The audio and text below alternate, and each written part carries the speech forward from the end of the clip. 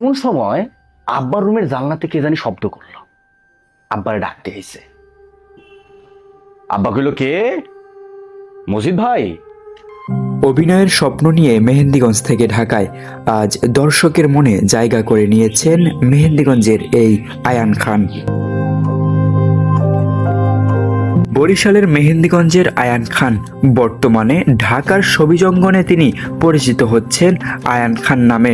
শৈশব কেটেছে পুরান ঢাকার জিঞ্জিরায়। মাধ্যমিক শেষ করেছেন মেহেন্দিগঞ্জের চাঁদপুর মাধ্যমিক বিদ্যালয়।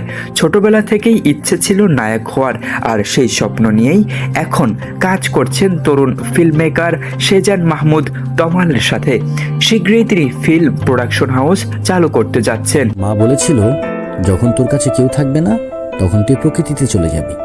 গাছ যেভাবে বেঁচে থাকে তুইও বেঁচে থাকবি, পাখিরা যেভাবে খাদ্য খায় তুইও খাবি।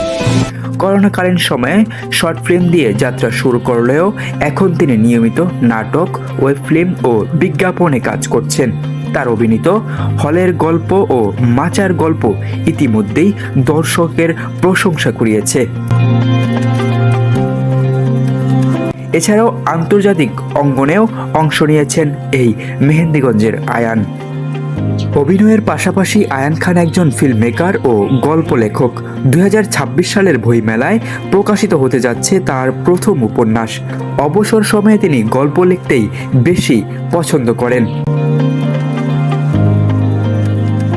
মজার আর মিশুক স্বভাবের এই তরুণের বিশ্বাস, ভিন্নধর্মী কাজ দিয়েই বাংলাদেশের ইন্ডাস্ট্রিতে নতুন ধারা সৃষ্টি করবেন।